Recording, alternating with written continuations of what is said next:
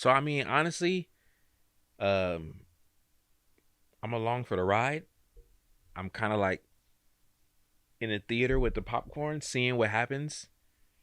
But I'm wondering what's gonna how long is it gonna be before we stop giving the establishments undue respect. My Nike Airs grip the black top, scenic backdrop. Shorty call me daddy like Kane minus the flat top. Tip top shape, muscle car. Welcome to Tone Deaf Conversation Podcast. I hope you all had a good Thanksgiving little break. I put on a good 5-6 pounds, so I'm in the process of trying to detox and undo the damage that I did. But I have to say, I got some good eats. So I hope you all had a pleasant, safe Thanksgiving break as well.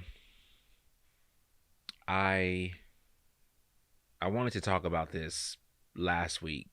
Well, I had the idea of talking about this last week. I was going to try to rush an episode out, give you guys something to chew on for the break, pun intended. But I realized that this specific topic was one that I wanted to sit on. I wanted to make sure that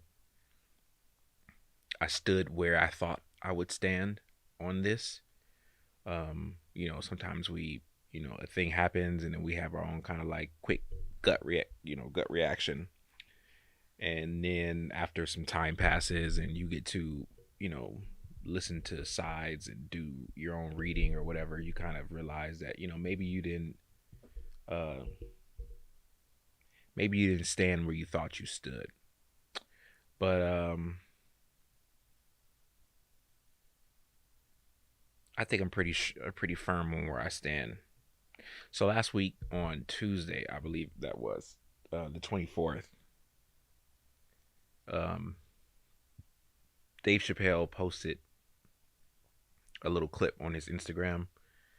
And nowadays it almost seems like a gift whenever he drops stuff because he does whatever he does so sporadically that it's like when Beyonce drops an album, just post a link and then everybody goes and runs and to try to take it all in. So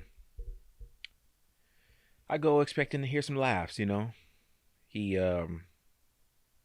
He did his last little thing 8:46, which he posted, and it made sense because of the time. So it made sense that would not be a comedic post, but that he would kind of tackle something like he usually always does. But yeah, I expected to go and hear a couple laughs. Instead, what we get essentially is a plea. And let me quote him correctly. I'm begging you. This is Chappelle. I'm begging you, if you ever liked me, boycott Chappelle Show. Don't watch it unless they pay me. Essentially, he talked about, Dave has a way of telling stories that are interesting, but essentially he talked about some of his experiences coming up and how how he's learned from them being in the industry. Eventually tying this all into the fact that Netflix at a time and HBO Max both put up the Chappelle Show on their streaming platforms. What I did not know was that he doesn't get paid for any of that.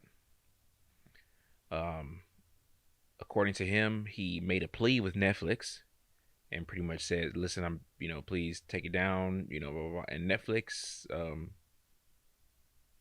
agreed, and they removed it from their platform. But I believe at this point, I didn't check today, but I believe at this point, the show is still up on HBO Max, and he asked not to boycott HBO Max, but just not to watch the show until, they come to terms or restructure or do whatever. So obviously, whenever Dave drops something, it starts a discourse, and I was intrigued by the conversations being had, and I saw for a good portion people who said, you know what, I'm standing with you. A lot of celebrities, some people that I'm close with, I'm with you. No, no, no worries. I got no problem boycotting. Um, there were some people, however, who had a different take. One take specifically, which was interesting to me. I don't agree with it, but it was interesting. Was that this was Dave's plea to take down his old work because he's afraid that it might overshadow some of his new work, which don't I don't really agree. I I think Dave does numbers whatever he puts out these days, so I don't think it was an issue of I'm afraid of competing against my old stuff. It's possible, but I don't tend to agree with that sentiment. But probably the more common sentiment I heard on those who were in disagreement with him were the people who, these people kind of they they they show themselves in several different aspects, but what okay, I was going on a tangent, but I'm going to ask this question, and I know I'm sitting here by myself, but I'm still going to ask this question. What is it that makes us so beholden to establishments? I'm a big sports fan, and you see it a lot there. Um, on a more, real life political note, you see it with people in positions of authority. You specifically see it a lot with police officers. Um, well, the belief people have. So, for example, there's an officer involved shooting where a citizen is killed, and typically the first reaction by the people is to believe the police officer first. It must have been justified because for whatever reason we exalt that position above reproach. You see the same thing in sports. I'm guilty of this too. A guy is a part of a team that I root for. I'm more like this, with football. I'm a big 49ers fan. A guy's on the team, root. When the guy leaves the team, then I no longer have any tie to him. And there's even a bit of disdain, especially if he left on his own accord, like not that he was traded, but like he went somewhere else. And I almost feel like, why would you leave here? You know, and there is that same desire to side with the establishment over the individual. Um, and we see it also in the creative arts. It's kind of the big push that um, Joe Budden was trying to make about their contract with Spotify. And what happens? Charlemagne comes out basically and says, "Well, you should have had a better. That was a deal you made." And to me, whenever I hear, you know, well, he signed the contract. To me, it sounds a lot like, well, he should have obeyed the law. Now I know that's a stretch because in one case, people are dying, and in another case, it's a guy who's doing pretty well that's not doing as well as he would have done had he done his better diligence when it came to the negotiations that he made. But it's weird to me how we tie like law or the written document to morality. So because it's a law or because it was written or because whatever, that makes it gospel. Like that makes it right. And if you are against that, shame on you. And this is a film podcast, so trust me, I'm it's gonna tie into it's definitely gonna tie into this specific medium, but I'm trying to paint a picture so you guys can understand where where I am with this. There's like in the cartoons when they have the angel and the devil on both sides. There's one part of me that does say and does believe that a man ought to honor their commitments.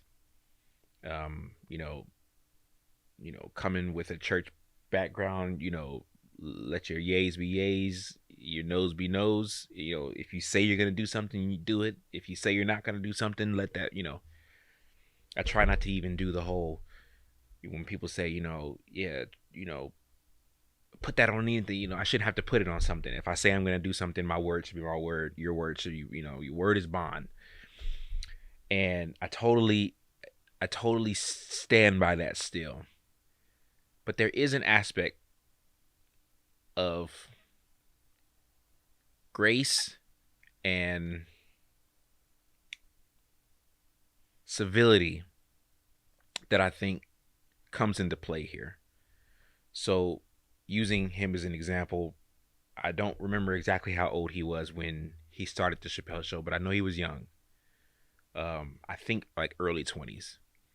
And by his own admission, he and his wife were in a certain financial situation.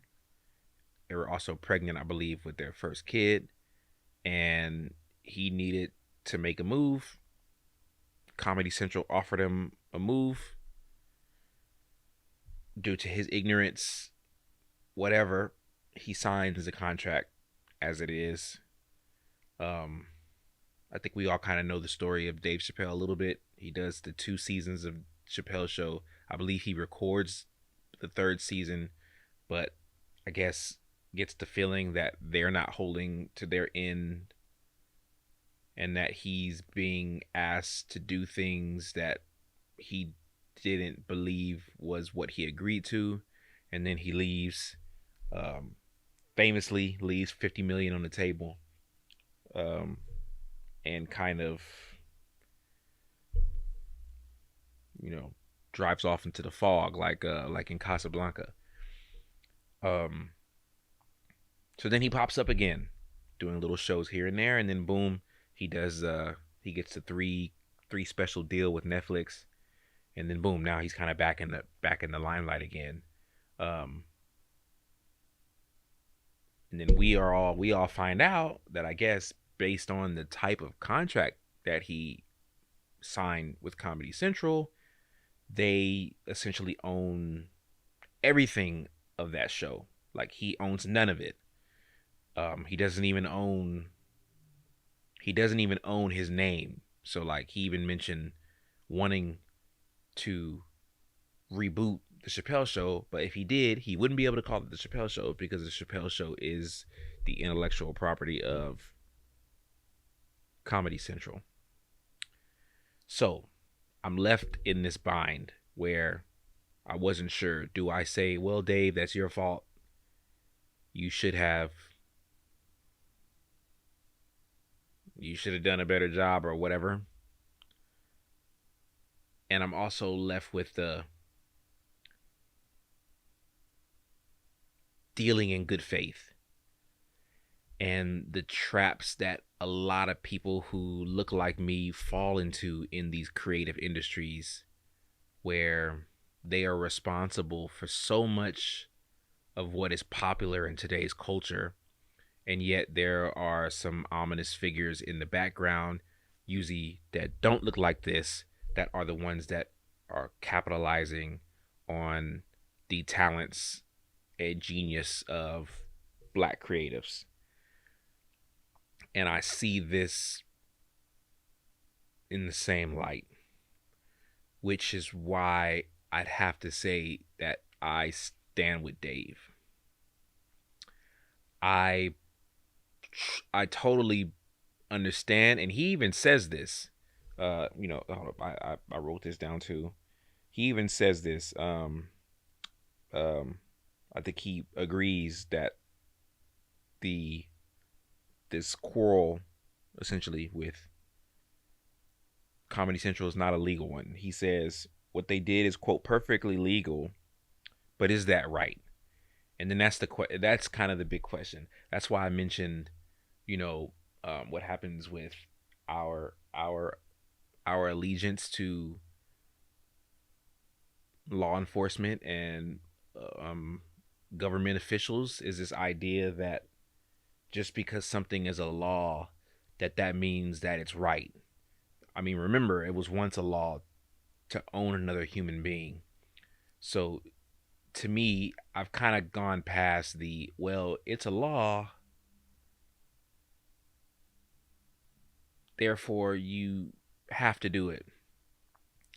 And to an extent, I believe that, but I do believe that there is a higher moral law that, we are ultimately beholden to over the letter that fallen evil men, you know, concoct. Not to say that men and women aren't capable of creating, you know, good, beneficial, just laws, but we're also capable of the opposite. So when I see this situation, I see where though they don't have to, in good faith, if you're Comedy Central, morally, I believe you owe it to him for the success that it created. You know, I mean, here we are. That show came out when I was in, I think I was in like in high school or junior high. I was like almost at the early 2000s. Like we're talking about something almost 20 years ago, and it's a show that we're still talking about. It's a show that still has relevance, that um, truly showed the genius of he and his writers. And I believe Comedy Central benefited from it. I wish I had those numbers to kind of talk about specifically what Comedy Central made and how maybe things with them boosted while he was kind of on board. Um, but yeah, I'm with him. I don't have any problem avoiding this. I would say, especially since, as he said as well, most of the people who were responsible for making that deal probably aren't even there anymore. Um, so why not go back to the drawing boards and sit with him and figure out a way, a deal that's amicable for both sides. Because I definitely think it's possible to do that if we get past just the written document. If we get to what I believe is good faith dealing in in allowing a person to be paid for their likeness. I mean, to me that's a really really simple basic concept, but what we're finding, and we're being revealed this by a lot of creatives like Button, um, like the influx of music artists that are kind of going more the commercial route. I mean, going more the um, unsigned free agent route, or if they are, you know, following after what it was that Prince was fighting for, which was owning your own masters, owning your work, because that was always a big thing about in music. You can create a song that was global, but it wasn't your song. I think Katy Perry, not no, not Katy Perry. Taylor Swift, I think, is dealing with that. This idea that like I made this music, but it's not mine, and I can't do what I want with my own music. And what is the morality behind that? you know, should a person monetize their own creation, which is, I mean, that was the bulk of what I wanted to talk about, but, I think I think that's one part of this big beast that I think is slowly being slain by the newer wave of creatives is this idea that why would I sell out to the conglomerate when I have more power now than creatives had 20, 30, 40 years ago with the way that these platforms that are set up, the way social media is set up. What what does a guy like Dave Chappelle need a platform for? I mean, all he has his following. He could post a thing on Instagram or Twitter, or YouTube, and what does he need a middleman for? And I think it's getting to that point where a lot of creatives are realizing that they can hold their own destiny, hold their destiny in their own hands and really control what it is that they're putting out and how it gets out. Um so I mean, honestly, um I'm along for the ride. I'm kind of like in a theater with the popcorn seeing what happens, but I'm wondering what's going to how long is it going to be before we stop giving the establishments undue respect. I mean, it's funny to me, like an athlete.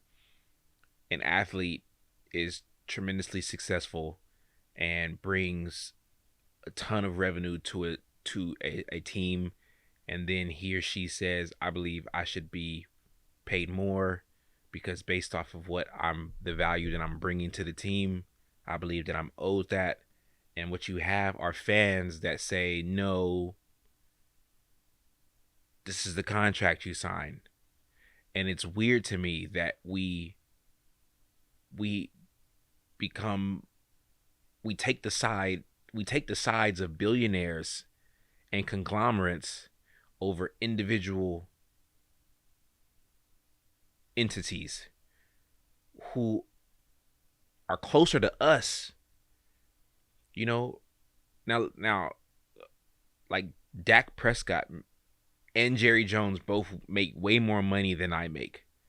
But Dak Prescott is a more attainable goal, or a more attainable level than Jerry Jones is.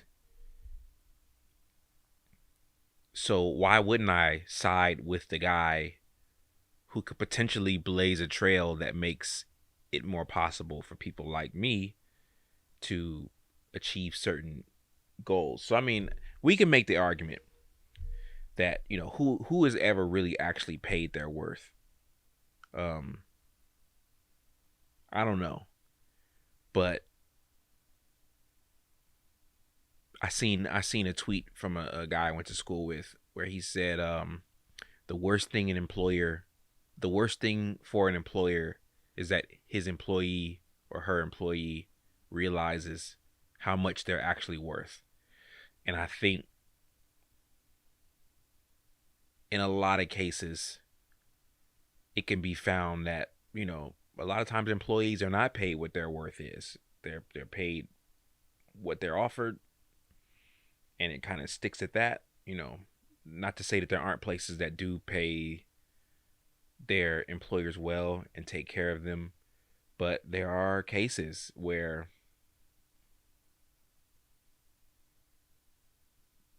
that there are instances where that's not always the case.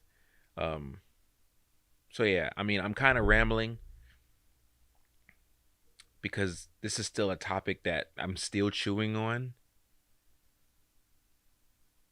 but I'm all for creatives getting their due.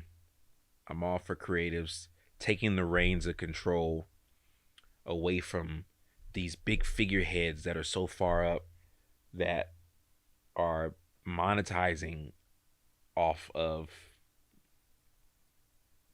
these black creatives. I mean, it's not black creatives. They're not. It's not just black people who are, who are experiencing them being undervalued, but it happens a lot for us.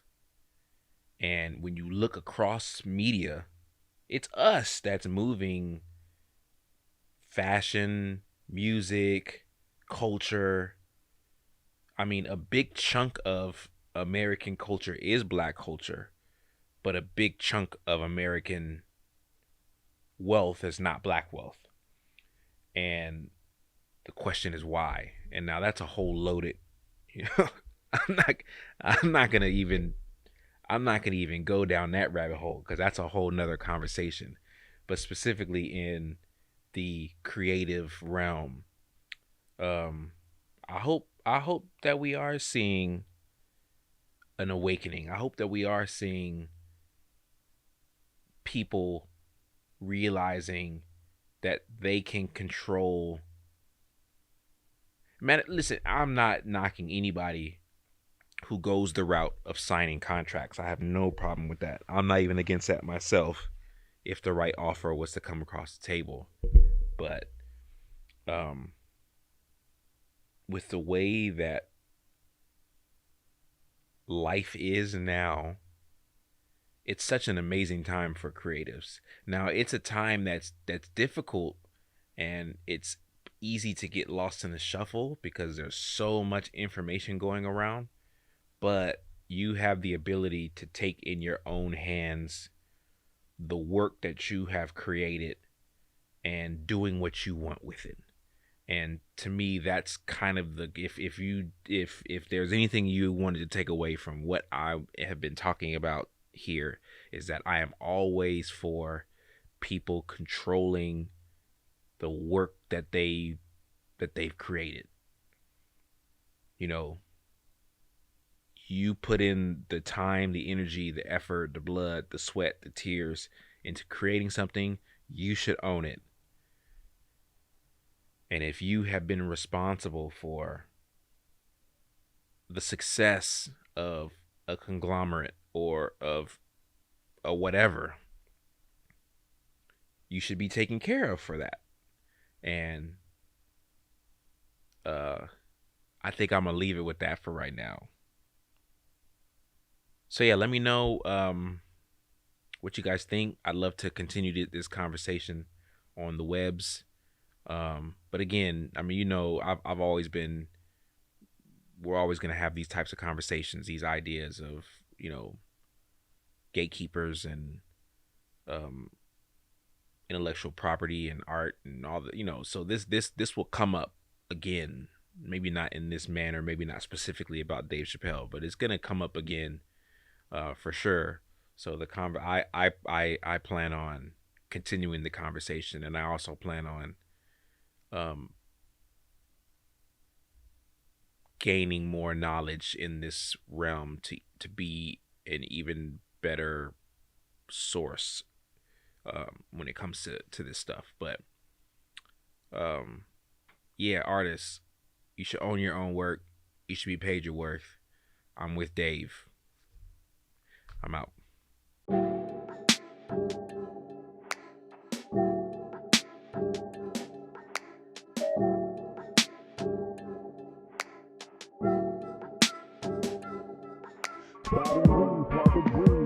Backed up, hit my stride, had to grind, now I'm back up. Didn't chase no hoes, boy, that come when you racked up. The disrespect when I was down make you want act up. My Nike Airs grip the black top.